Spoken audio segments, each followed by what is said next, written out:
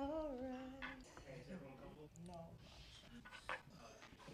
Absolutely. Thank you for joining us at this extremely exciting event that has been the love child, apparently, of Derek Craig. So we want to actually give Derek Craig a lot of praise and thanks about crafting this event. Thank you.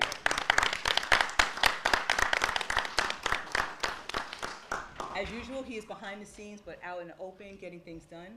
Thank you for joining us for this panel. This is Black in the Burg. Okay, let's try that again. This is Black in the Burg. Okay, let's try that one more time for your mind. This is Black in the Burg. That's more like it.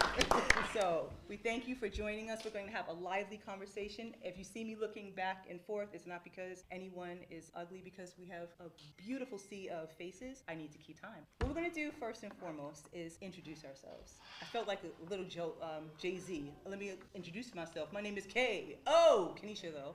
And my name is Kenisha Coy. I identify as a creative encourager. I do that distinctively because I think a lot of people identify who they are with what they do. And that isn't necessarily the whole story. What I do, though, is I connect art with healing and wanting to transition people from pain and trauma to more healing-centered lifestyles. So I'm going to go to my left because I know him, and he is like a brother from another mother. Please. Hello, everybody. Thank you for joining us. My name is Demetrice. I identify as a father, as a husband, as a son. My mother is in the crowd as well. I'm happy to be here. I was invited to the panel. One of the things I'm very passionate about is connecting with fathers. I run a company called Dad's Doing It, where I promote positive conversations around fatherhood. During the day, I'm again a husband, father, and teacher. During the night, I work here as a police officer in the city of Fitchburg as well. So I wear many different hats, but my favorite one is a husband and a father. Thank you. Hi, my name is Krista. I identify as a leader, an advocator, a cook, a chef, a baker, an authentic, passionate person, and I sit on the Three Pyramids Board, the Minority Coalition, the Human Rights Commission, and I'm all about my family. Family first, God first, in that order, then family. And if you're a friend, you're more family. And I appreciate all of you being here, and let's have a great time and a great conversation. Thank you, Krista. A snapshot about Krista, because I didn't remember until she said his name, Adrian Ford. Yes. This is how we met. So let's just, I think he would be so pleased about this event. Adrian, we miss you. Yes. Please, Pastor, just a quick who you are.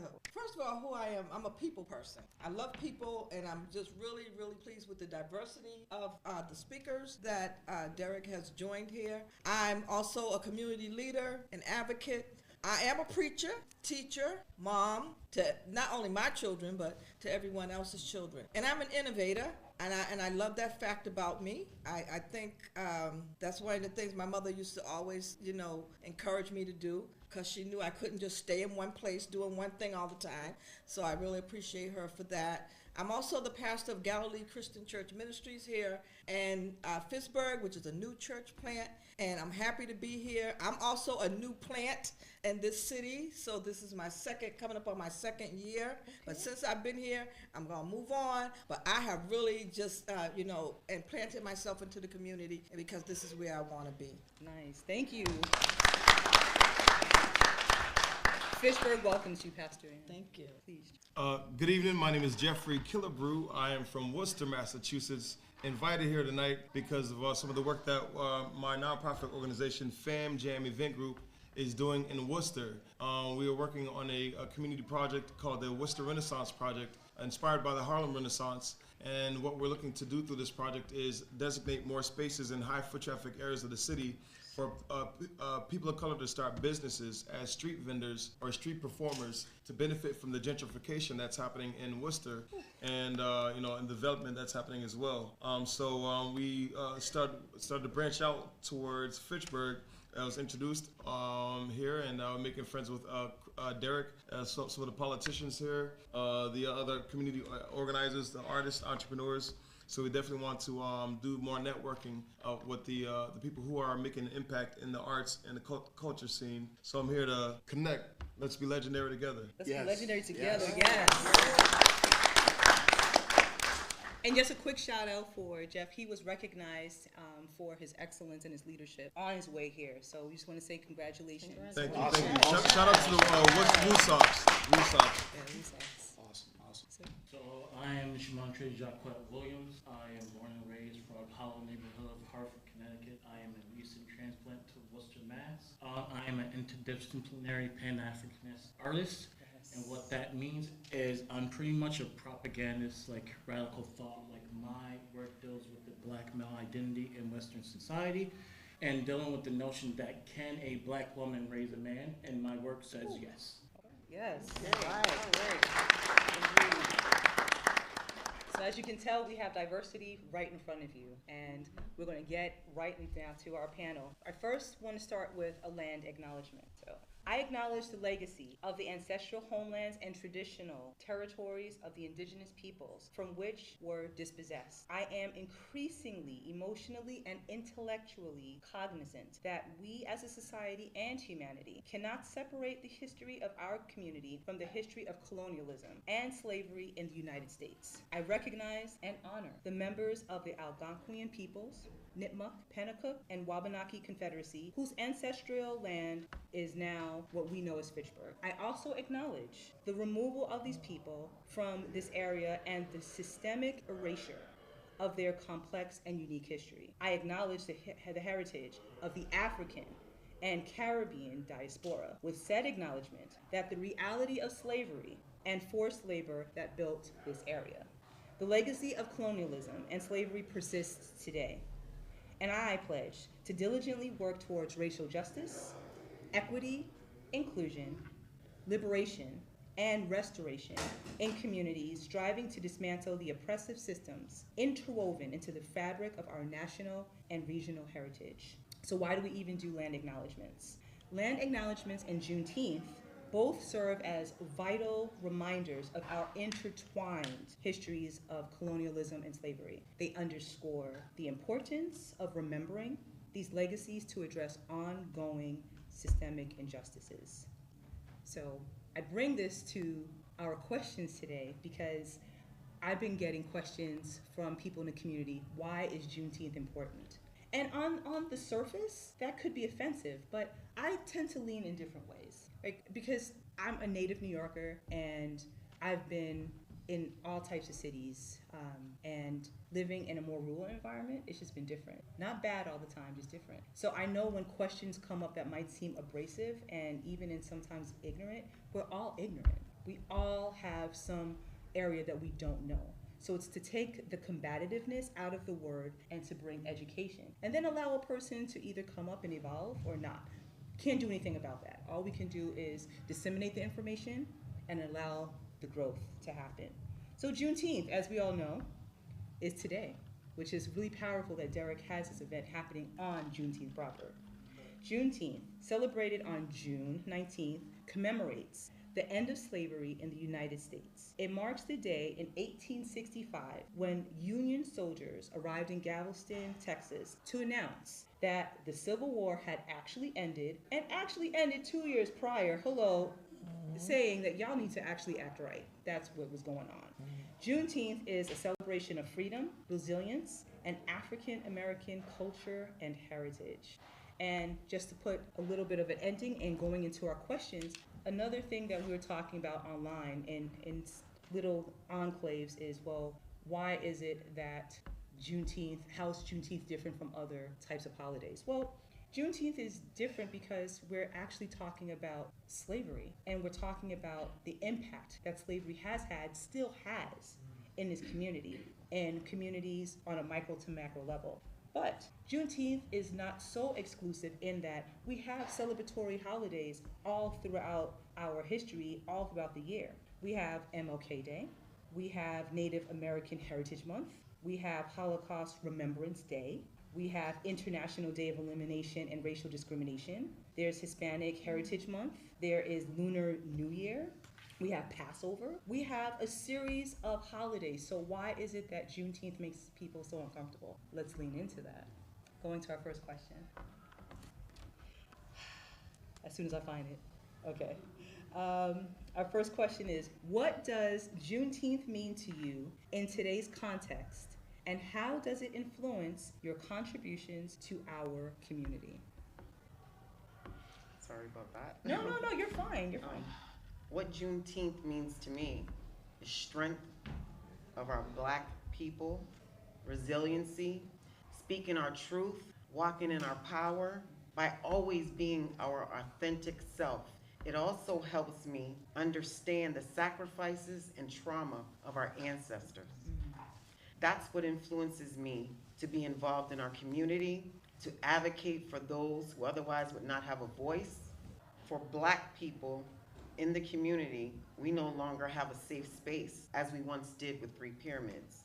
We need to come together and create a safe space for us.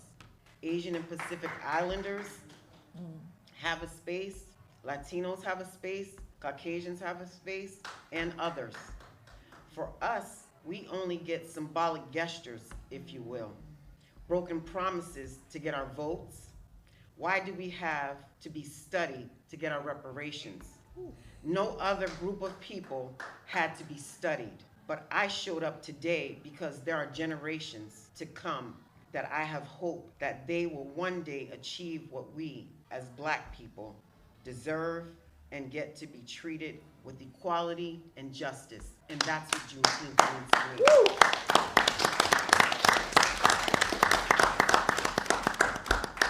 So I don't know, we can just probably leave right now, right? Because there's nothing else that needs to be said. No, you're good, you're good. Thank you so much for even having the courage to share your voice and state that. Yeah. You know, when you said, let's go into the question, I stopped as, why is it so hard to talk about? You see, I didn't, so what does it mean to me? It means that now we can talk about it. Now we can be recognized. I think for so long, and just even me, Juneteenth, what was that? We had to go to school. Everybody had to go to school. There was no holiday. There was no mention of anything going on special in our community. None of that was happening. Everything was happening for the 4th of July.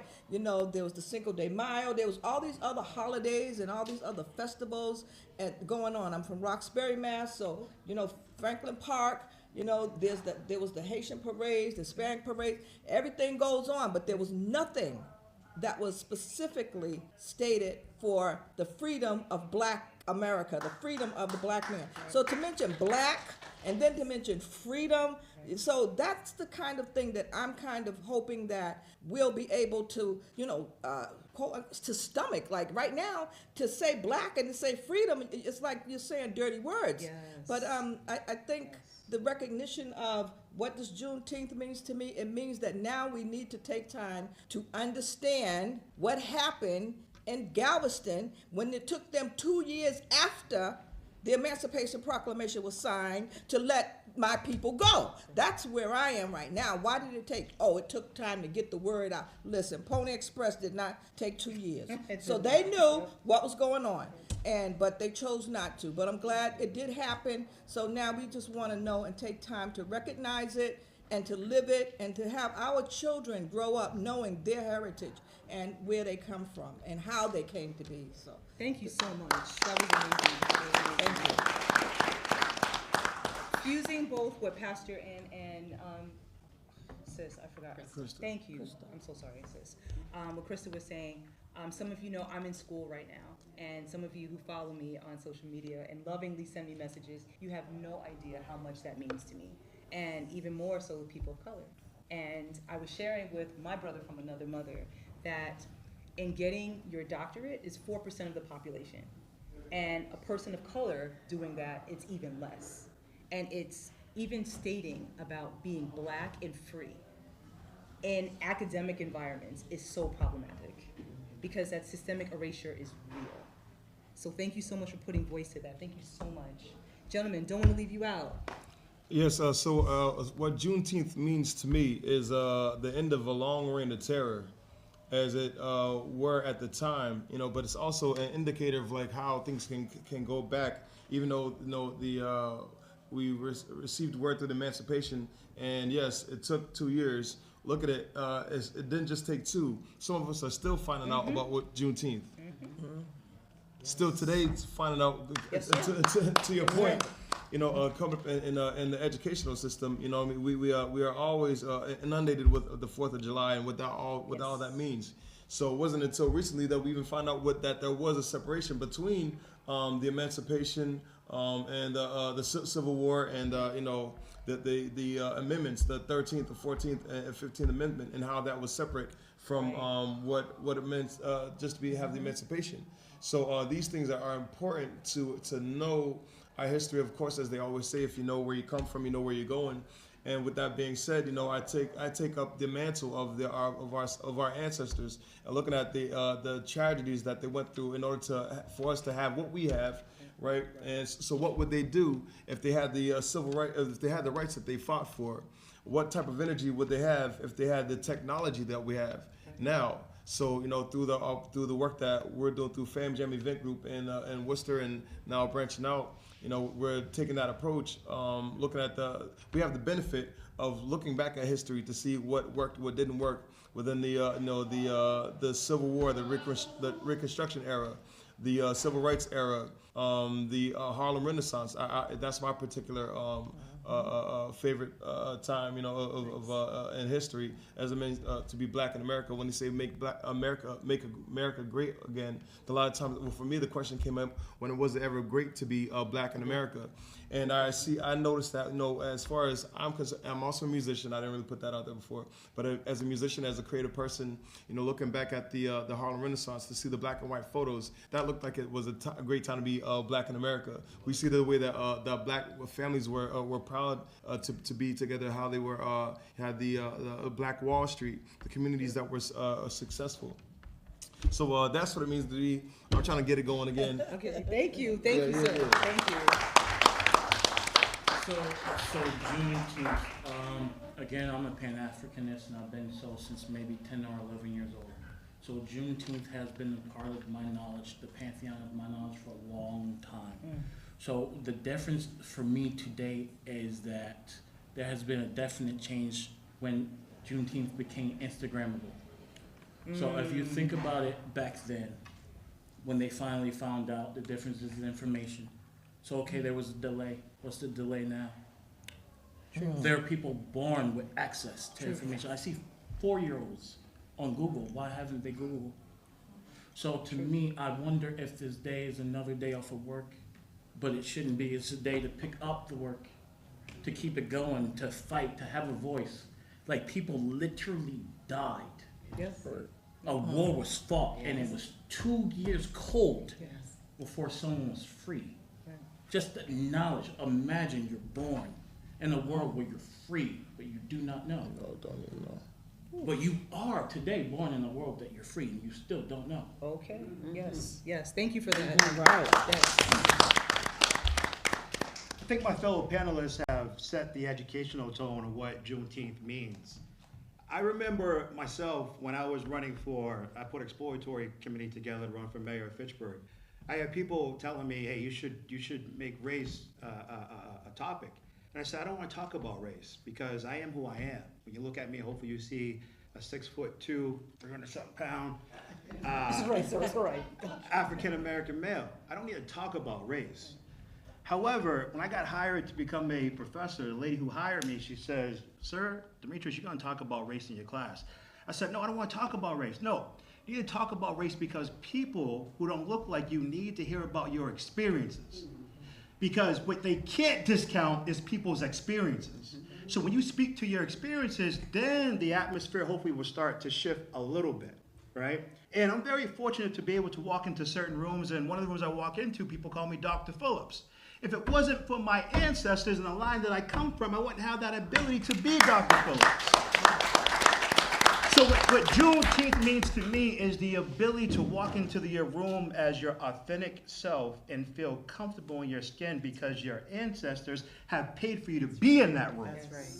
Yes. But there's still a little bit of uncomfortable piece that comes with that. There's still a little bit of uncomfortableness that comes with that. But to that I say the fight must continue.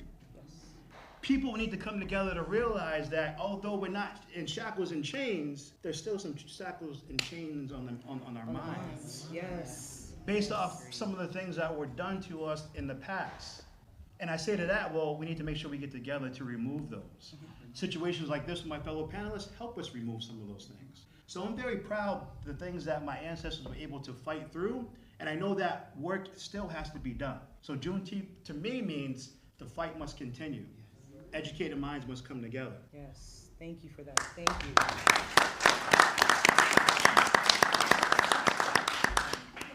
Just a brief poll. Have any of us in the audience gone through that experience where you're coming into a room and you're the only in that room? Okay.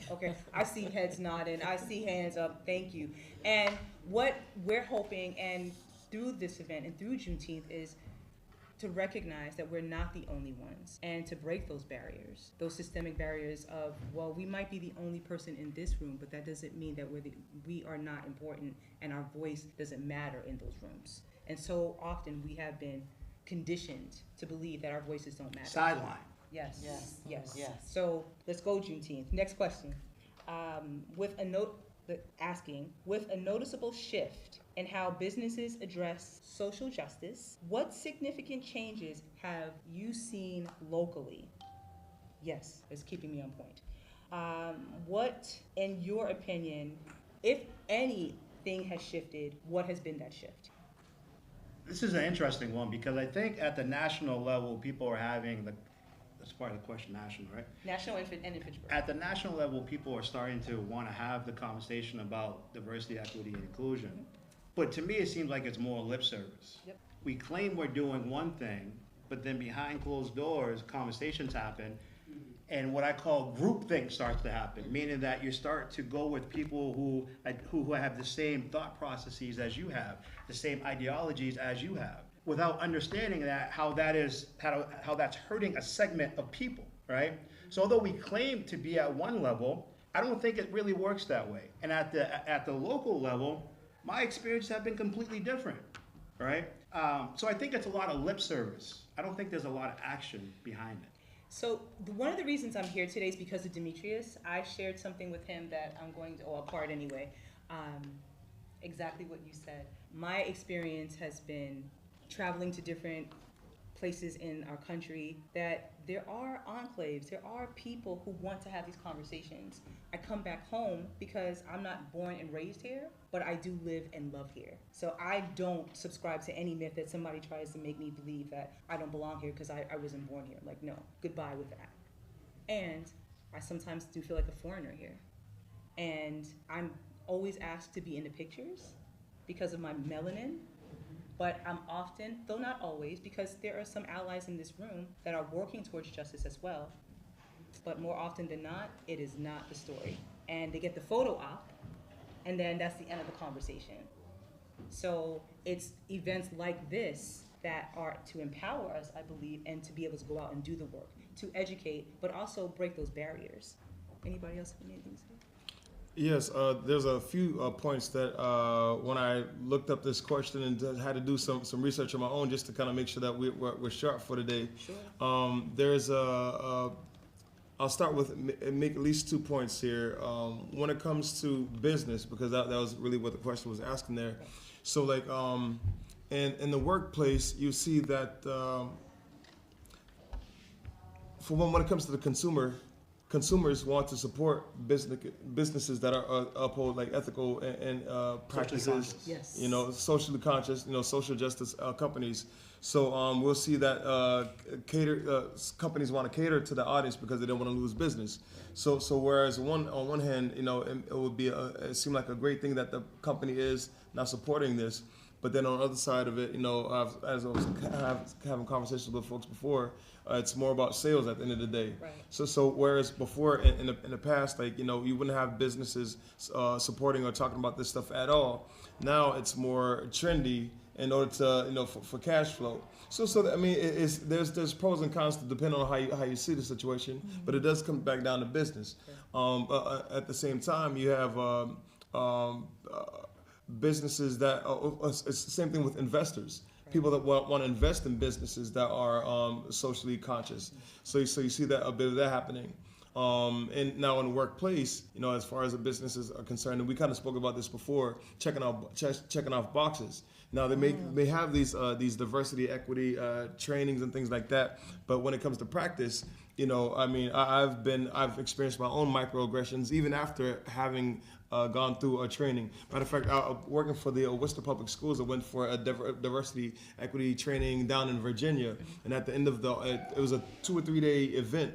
And at the end of the workshop, we still had some questions. Like we kind of encountered a situation where somebody, I can't give too many details about it because I'm not trying to make nobody look bad. But it's just the fact that we still, despite the training that happens, there's still lingers that there's situations that right. Absolutely, thank you for that. Seriously.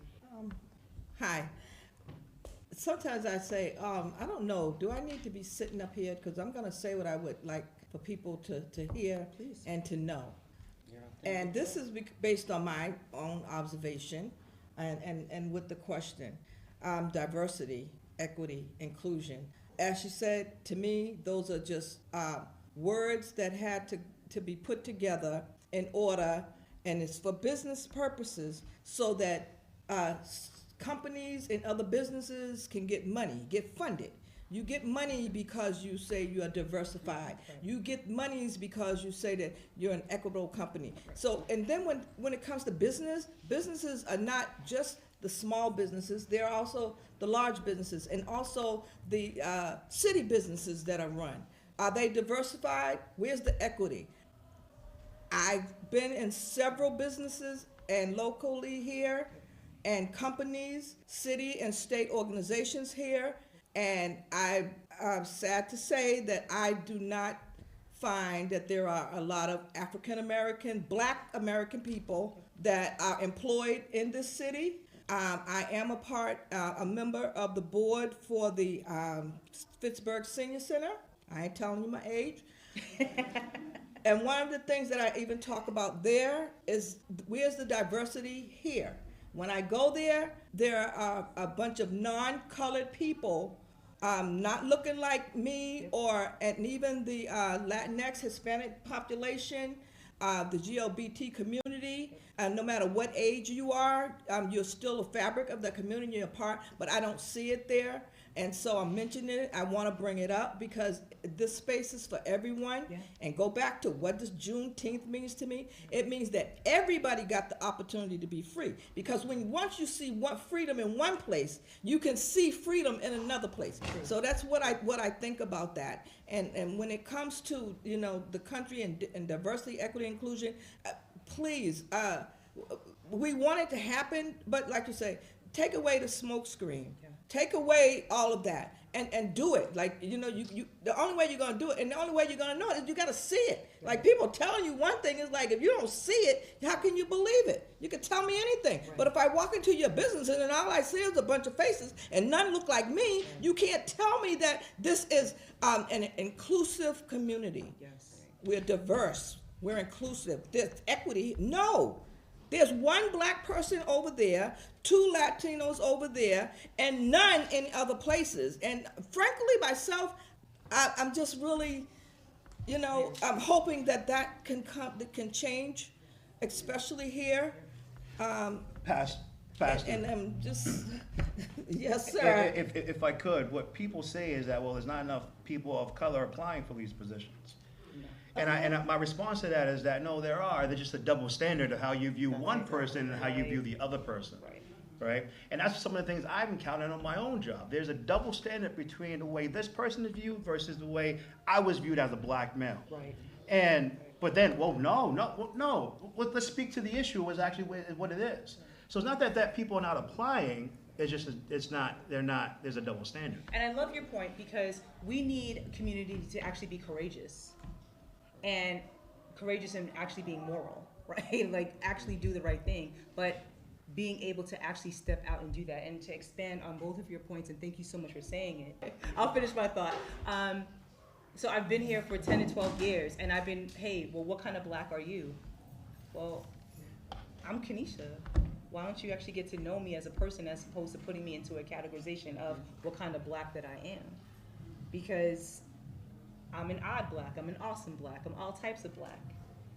But if you don't even know the diversity, and diversity is skin tone, Yes. but diversity is diversity in thought. Yes. And we need to Yes. go beyond, oh, well, how many blacks do we have on our board? It's like, well, how about we help you expand your way of thinking? Yes. So then we can actually be more inclusive. Yes. So we'll end on that thought and we'll come back. Hand up. Welcome back. We are so excited. The energy is palpable, and we have a couple of comments and questions. Please. Just go back to talking about when you're looking at diversity, equity, inclusion in businesses, and you're talking about double standards. The thing is, a lot of times, we are trying to infiltrate into places where the culture is so ingrained. Yes. You know, and it's not just last week, last year. It's hundreds of years Yep. of this is the way we've done it. Absolutely. I got called in at work, and I was on a panel with 300 people, and I said, you know something? We should look more like the communities we represent. I work for a public utility. Don't be seeing the same type of people.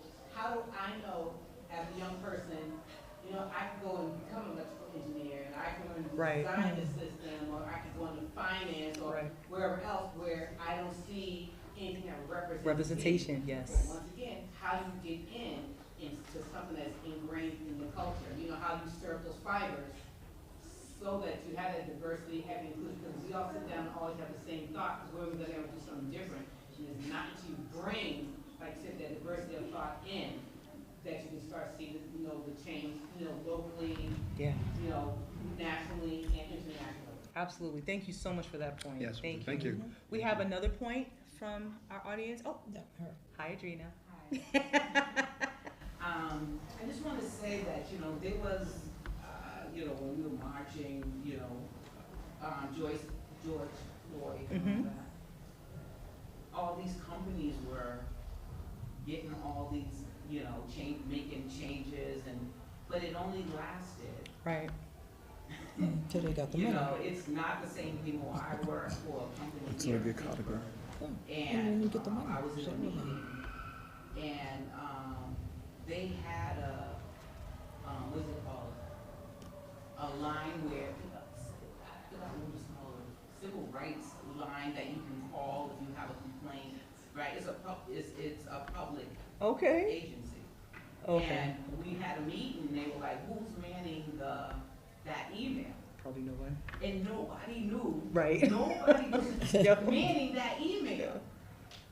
And I was just like, so this is a front. Like, Right. it is a front. Right. Or it became a front. Maybe they had good intentions when it started, but Yeah. And got a few million Oh, dollars. thank you. Right. And it's symbolic Pastor Ann gestures. said, and people got a few $1 million, and they ended that. So thank you for your point. right. And one of the other things I have to say is we need to start getting on some of these boards. You know, Yes. like we need to show our face on these boards and get involved. That's what happens. A little lady down the street from me, she's a white lady.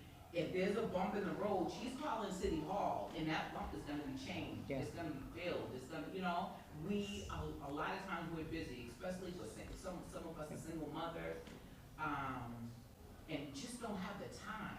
And I get that, but we have to put our work in and get on these boards and Yeah. show our face to push change. And thank you. On the net. No, thank you for that, because it again, it highlights the importance of these type of events, right? It gives us like a boost. It's like, oh, I am valid. I knew that I was valid, but this absolutely has the energetic value of validity. So thank you for that. Yes. We have 2 vacancies on the Human Rights Commission board. I'm with Krista, and we are constantly looking for new people to Yes. come on board. We'd love to have you. Okay. Nice. Joe. We also have vacancies on the Cultural Council. If anyone's interested, touch base with me. Okay, great. Oh, yes. The Cultural Council. Yep. And he's not going to tell you, but this is the president or the chair. And I'm the chair of the Fitchburg Cultural Council and the president of the Fitchburg Cultural Alliance. All right. And he is very vocal and very much wanting to help in whatever way that he can. So, Yeah, I welcome everyone. okay, so we're going to go with this gentleman up here, and we'll go discuss the hand first. First thing, my name's Keith. Hi. Fitchburg. So basically, this is not about me, but I've been doing government for 46 years. 26 active duty in the Air Force. Thank you for your service. Right. Yes, thank you for it.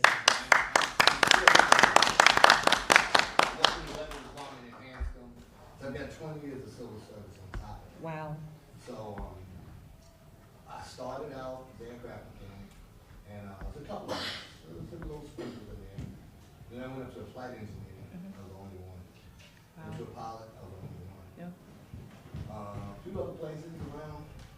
Only one. Here I am now. I'm still the only one. Yeah. So opportunities are there. Situations are there. I learned from my father. I learned from my uncles, and they served, and they taught me. But my nephews,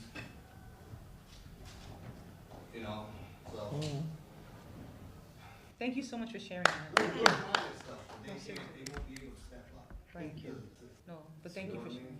But so Only one. That's not a sermon much for has me. changed in that. So the opportunity is there, but I'm still only one. Right. So that's got to change. And if we can, because I want to make sure that we get the hand that was raised, let's acknowledge the loneliness that is at times of being the only one. But again, the beauty of being able to come together and at events like this, because we know that we're not the only one. There was a hand. Organizations need to get creative to take responsibility. Yes. Make it possible for people to sit on the board. Absolutely. Childcare is a barrier. Like, should we be providing childcare during board meetings? Or, whatever, the issue is, let's actually find out what those reasons are that are preventing organizations from having people of color on their boards and, address those things. We don't need to be stuck in this, this is what organizations do. If we need to have a babysitter at the board meetings, or, I don't know, I'm bringing stuff on that one at the moment, but just getting creative about, we have resources as a community, so how do we bring those together to make sure that voices are being held? Transportation, thank you. There are so many different organizations that have 15 passenger vans, which is part of, their fleet. How can we kind of bring those together to create transportation for things? So, I don't know, just we need to be having more conversations about how to use our resources collectively, because there's so many, siloed efforts that just end up either being redundant or don't get anywhere, or it's just the wrong people in charge of the project doing it for their own name and not for the community. And so just the more that it's not people with my skin tone on that board, the better we're all going to be. Thank you for sharing that. Thank you. We're going to go into another question. If anyone wants to make a comment, just please let us know. I just want to speak to that really quick. Sure. Coalition building. So one thing that I've been learning about recently is collaboration. For real, is a collaboration. So I would encourage the folks in this room, if you maybe connect with somebody that you don't know, see what they're into. There's a lot of organizations that are doing great work. So it's a matter of sometimes you getting out there. If you feel led towards a certain cause, Google it, see who else is out there doing something. Ask around, and if nobody else is doing something, you do it. Okay, if you see a need, you feel it. And then you start asking questions, connecting with folks who then you eventually find out who else is out there. So no, you're not the only one. But that's something that's imperative now, even more than ever. So, and one thing we can take from the Reconstruction era was how the establishment of these nonprofit organizations that were providing services. And the last thing on that part is you can whether you form a formal 501c3 nonprofit for something or you become a community organizer, it's still important to connect with your friends, meet up on a regular basis, and find a cause until you're able to connect with, again, a way to have impact. Absolutely. Thank you for that.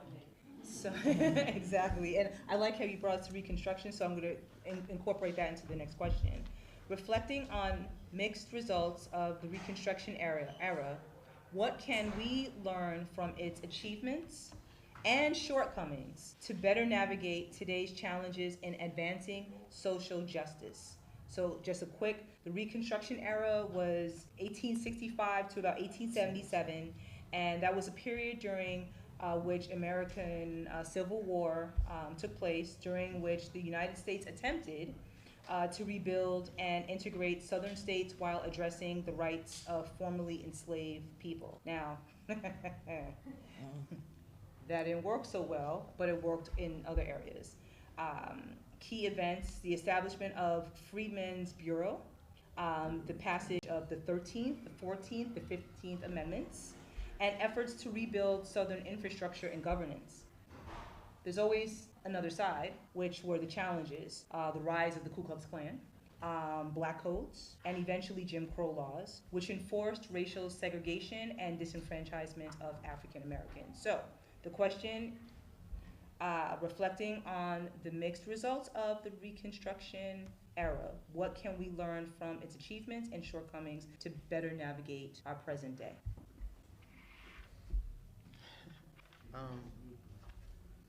I think one of the immediate things that jumps out at me as you talk about achievements is to say you have to stay in the fight and continue to fight for what you believe in. The flip side of that is that you're going to be met with resistance. The road is not going to be clear. Trials and tribulations are going to happen. So what you have to do is if you really care for something, is to stay in the fight. But just know it's not going to be easy. Agreed. Because even being in the fight and trying to get bills passed, or we're always given symbolic gestures. It's always problematic to pass a bill when it comes to black people. And we have to continue to use our voice. We have to continue to use our voice. We have to embed that in our children's minds, because when we send our children off to school, they're being programmed. So when they come home, we need to program them to use their voice, use their power, walk in their truth, and be authentic. You don't have to be somebody else. Always be who you are. Yeah. Thank you. Yeah. Thank you for that. Anyone else? Yes, I would actually like to fill that question as my favorite question, actually. Okay. Because another question was posed today: when was America great for black people? If you look at Reconstruction Era, I wonder when it became like Voldemort. We never talk about it. It's like a 50-50 thing. Like, we don't want to talk about it. Yes. But we should. And the reason why we should is this. If you look at what happened in Reconstruction Era America, is two things: a truth and a lie we still live. Right. We received our freedom and we received an opportunity. And black people took advantage of those opportunities. We built towns and cities and infrastructures and finances and all that. And it was hustling and bustling. Where is it? Where is it? We have Juneteenth, but where's my towns, my malls, my doctors, my lawyers, all of that? It was taken from us and hidden, and we were told never, we don't ever talk about it. Why? Because when we talk about it, we have to acknowledge this. It's us. We have to do it. Because if you go back to Brother Minister Malcolm X, he said at Berkeley, when he was asked by a white guy, lovely guy, was like, how can we as white Americans help black people? Brother Minister said nothing. Black people have to do it for ourselves first. We have to come together first. We have to come together. We have to work first. We have to build first. And then we can collaborate. Why? And this is my statement. Why would the oppressed ever believe we will get our freedom from the oppressor? This system, this nation, was built long ago. It has not been changed. Players are different. The language is different. It is the same. Let's tell the truth about it. And in the truth, we find black is all over this thing, but it's always taken from us. We build it, they take it, we cry. I am tired of the tears, the crying, and all that. Reconstruction, okay. Make America great again. I want Reconstruction back. I want education that we created. Charter schools again. I want banks that I can walk in and know I work hard. I shouldn't have to be nervous. I want a store that I walk in and I know I'm going to get served correctly. I'm not excluding anyone, because I walk into Chinatown just fine. I spend my money there. I spend my money amongst them, and they have theirs. Where's ours? Where is it? I love everything you just said.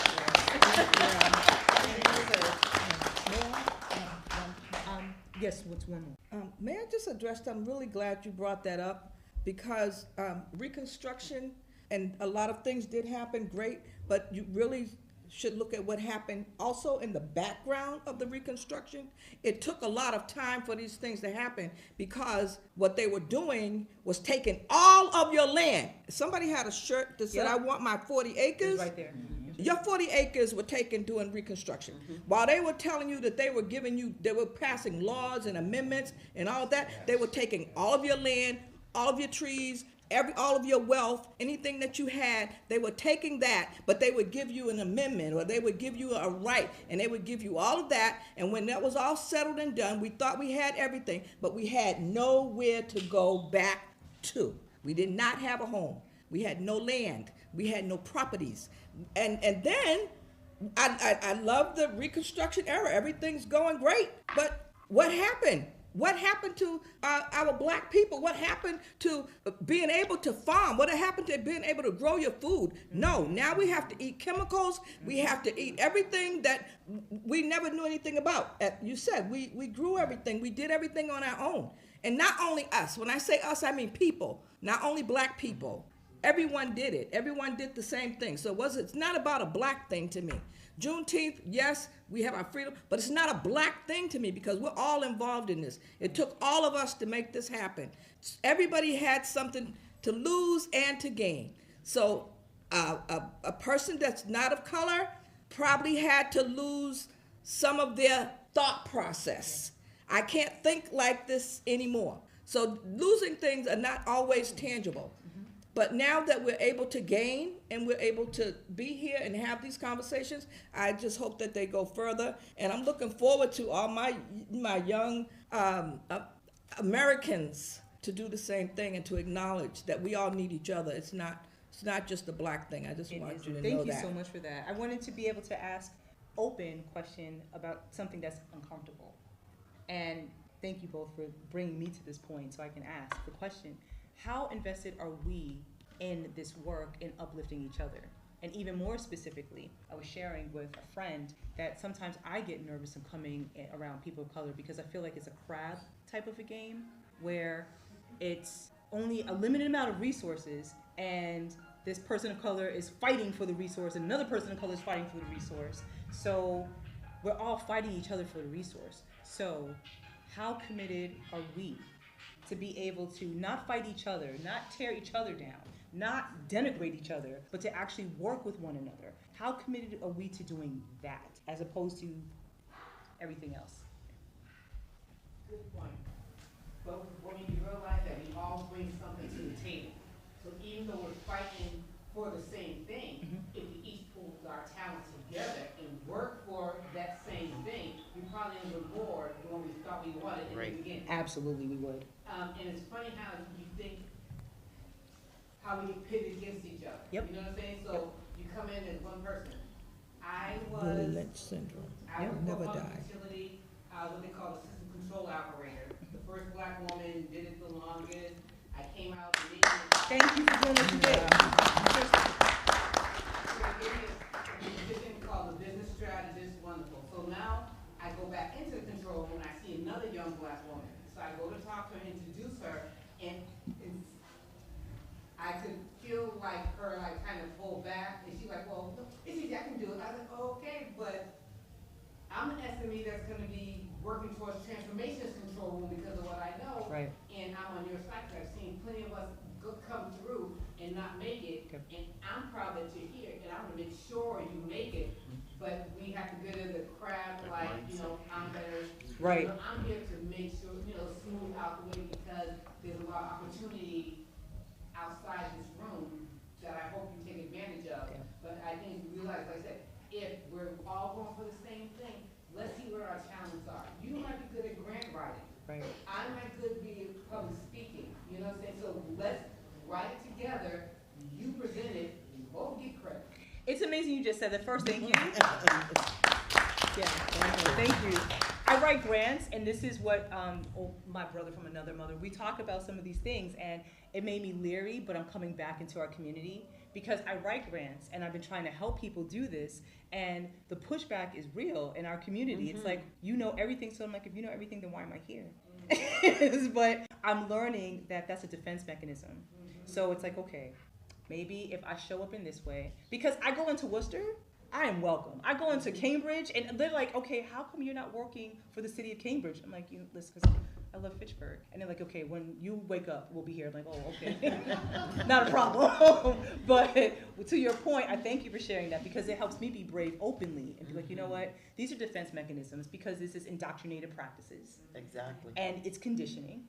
And people have been trained. Therefore, they're going to, and this is the neuroscience of it, right? They're going to do what they have been trained to do. Right. So us who are open, we have to be more willing, but also hopefully have people who are going to drop their defenses.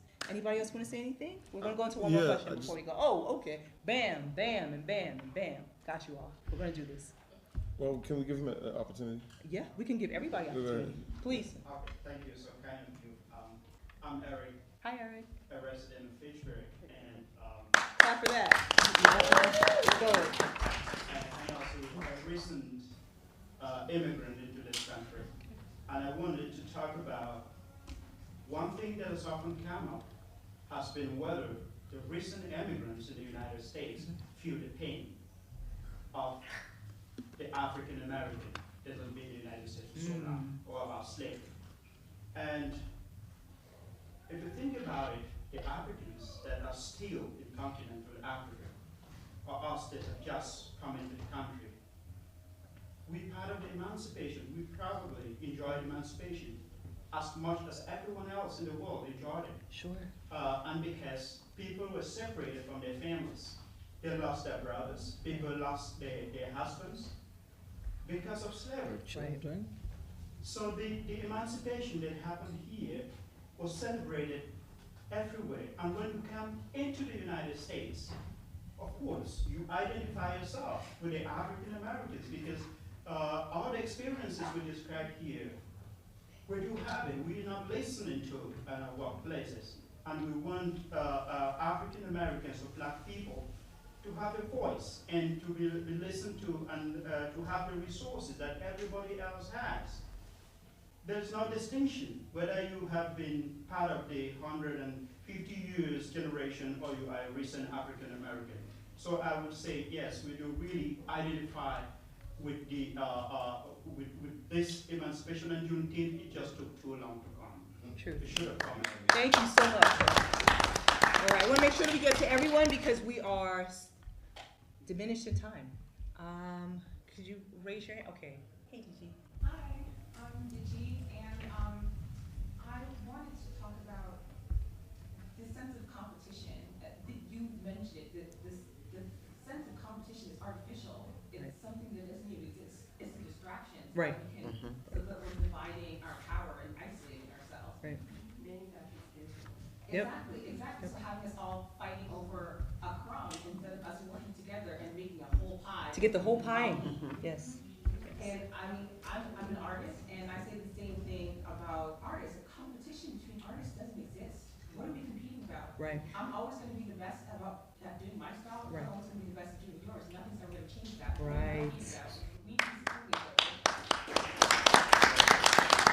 Thank you, Gigi. All right, we're going to have to shut down in 3 minutes. So, but I want to make sure that we get everyone, please, hand in the back with a beautiful bright orange or coral shirt. Hi, I'm Kim,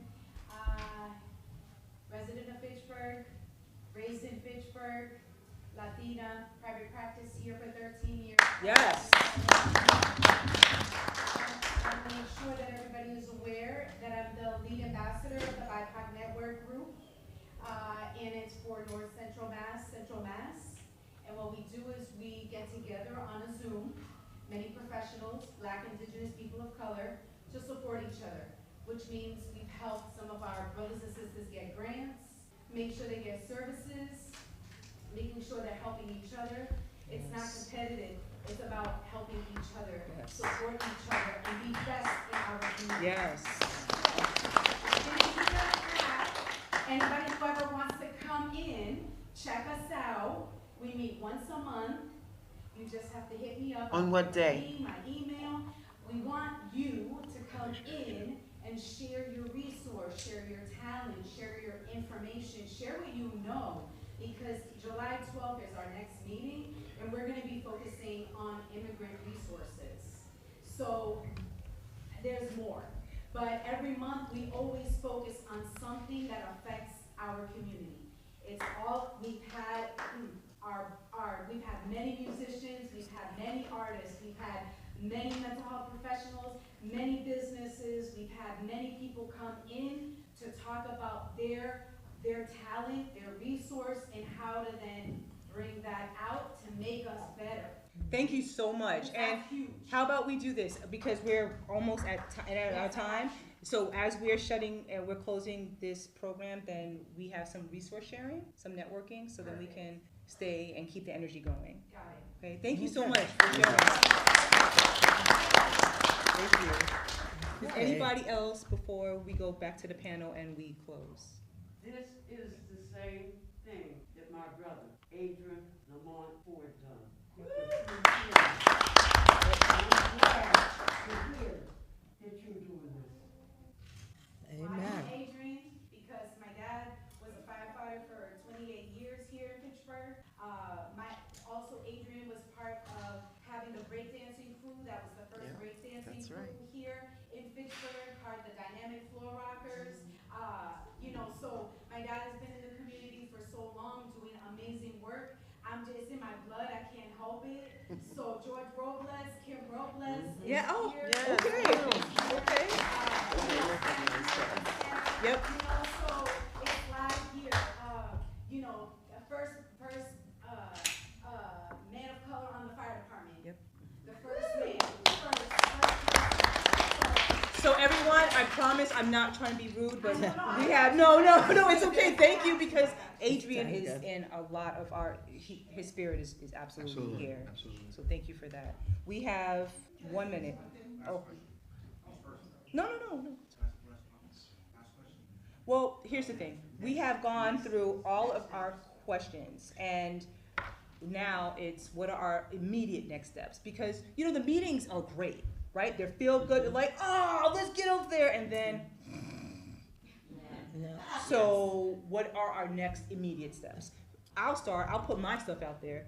I am going to connect with the lady in coral and find out about this BIPOC meeting. I didn't even know this existed out here. So that is helping me broaden my connectivity on a social level as well as professional. What are our next steps? I would like to connect with Kim and also Kenisha. I met you a long time ago, Kim, because I think you did some creative dance or something. Yeah, yes, because I work with developmentally delayed individuals, and you collaborated with us, and it was amazing. So yes, so I definitely want to. Yes, right? I definitely want to. We have 30 seconds, so let's just give my 30 seconds. Get it, please. I just want to say that I am new in Fitchburg, but when I came here last year, I did not know about any Juneteenth celebrations. So Leona Wetzel, I met her through the city, and I got with her, we collaborated with 9 community organizations here to do the first annual collaborated Juneteenth celebration. This is going to be our 2nd annual Juneteenth anniversary celebration on Saturday, and we're looking for everyone to come and be a part of that collaboration. And then we need some grant writers and some 501c3 and we need a board. We just formed. This is the 2nd time, but we're looking for everybody to come. And when I say everybody, I mean everybody. We want everybody, the black folk, white folk, Latino folk, red, green, whatever. We want everybody to come and be a part so that we can experience freedom together. And that's what it's all about. And thank you, because we all believe the same. Anybody else? 30 seconds, let's go. I would say let's be intentional about connecting and collaborating. And so we've been talking about it, but just encourage that even more. If there's someone in the room that's doing something that you support, and maybe there's something that you're not doing. Maybe they're in the position of leadership, and you recognize that. The support that everybody can't be the leader, right? Yes. So somebody's got to support. Right. So let's find out who the leaders are in the room and be intentional about following up with those folks, or maybe just following their work. If you see their information online on social media, share their work. I mean, it costs nothing to hit share. It costs nothing to hit like. So please, let's continue that sort of work. Awesome. Thank you so much. 30 seconds. What you got? 30 seconds. Honestly, the next steps is really to talk about it and to collaborate with one another, because the onus is on us now. Right. Because they've given us the words, they've given us the platforms, they've given us everything they're going to give us. It's up to us to take it, work with it, know what we have inside out, because if you look at it, especially when a gentleman spoke here, you can tell that the African diaspora really is the heartbeat of American culture. Like, it unites all of us, black, white, Puerto Rican, doesn't matter. But we are the only amongst them that isn't really for us, by us. Thank you. Thank you. Last 30 seconds. You did. Okay. I think for me, the next step is to be involved in a virtual manner. And I can't wait to do that. So thank you. Thank you, everybody, for being here. Just even healing and showing up is an act of resilience and resistance. So thank you so much, Derek. Craig, thank you for putting this together. Thank you. Go Juneteenth. Go Fitchburg. Let's go.